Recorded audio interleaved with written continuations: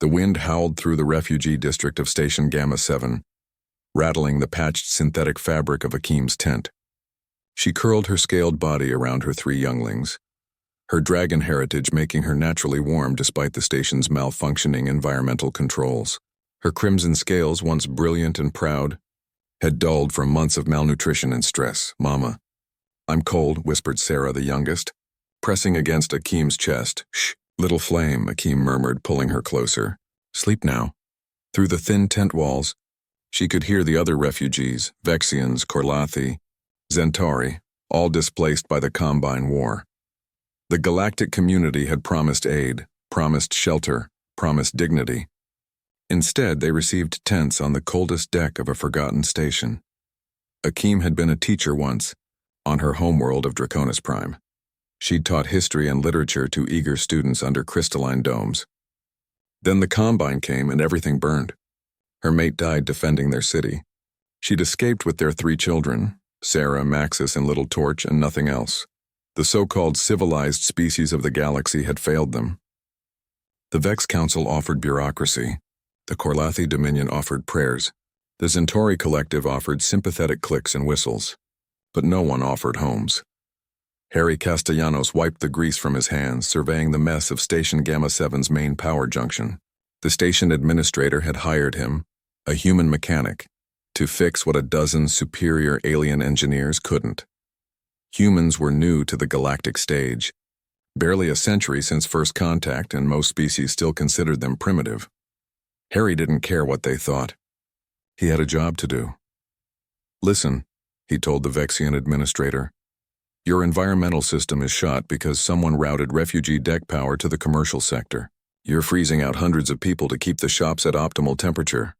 The administrator's eye stalks twitched with annoyance. "The commercial sector generates revenue. The refugees generate paperwork." Harry felt his jaw tighten. "They're people. They are temporary residents awaiting relocation." The Vexian turned away dismissively. "Fix the power fluctuations in the commercial sector. That is what you're paid for." Harry stood there for a long moment, then grabbed his toolkit. But he didn't head toward the commercial sector. Akim woke to the sound of heavy footsteps outside her tent. Her protective instincts flared. She rose quickly, positioning herself between the entrance and her sleeping children. Her claws extended involuntarily. The tent flap opened and a figure ducked inside. Not a station security drone. Not another desperate refugee. A human. Stocky, middle-aged, wearing a grimy mechanic's jumpsuit covered in patches and tool loops. "Easy," Harry said, raising his hands. "I'm not here to cause trouble."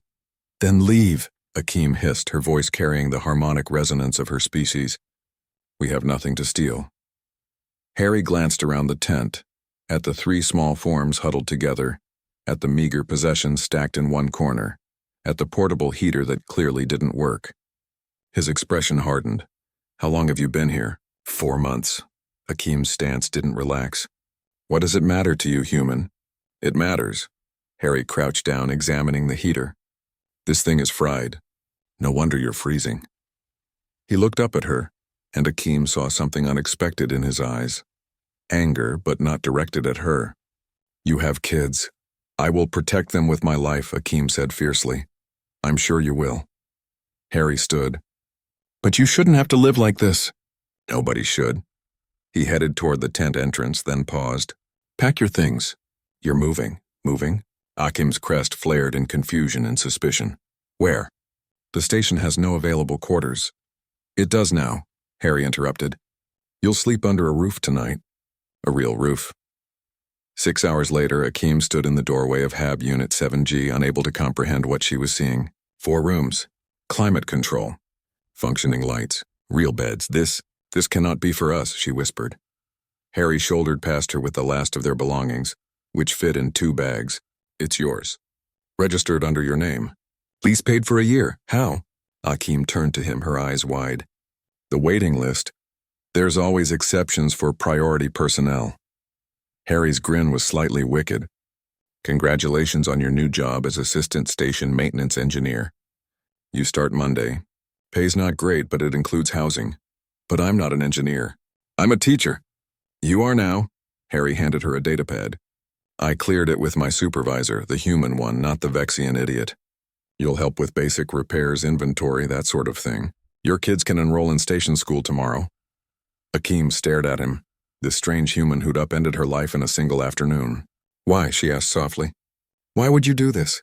Harry was quiet for a moment. My grandmother was a refugee. Earth's last big war. She raised my dad in a displacement camp for 3 years. He met Akeem's eyes. She used to say that civilization isn't measured by technology or military might. It's measured by how you treat people with nothing when you have everything. Tears, actual tears, formed in Akeem's eyes. In all their months as refugees, not one of the advanced species had shown such kindness. Humans are supposed to be primitive, she said, her voice breaking. Harry shrugged. Maybe. But we remember what it's like to be cold, hungry, and desperate. The rest of the galaxy seems to have forgotten.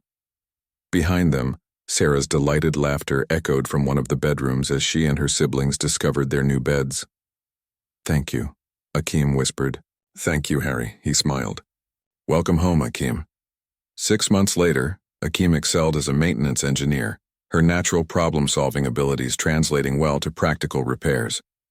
But more importantly, she'd convinced Harry to help her start a program, humans and refugees working together to convert empty storage bays into proper housing. The Vexian administrator protested, of course. But he protested less after Harry accidentally routed all power from the administrative offices to the refugee deck for a week. Humanity had joined the galactic community as the newcomers, the primitives, the species everyone underestimated. But they brought something the ancient civilizations had lost, the stubborn, unshakable belief that everyone deserved dignity. And sometimes, that made all the difference.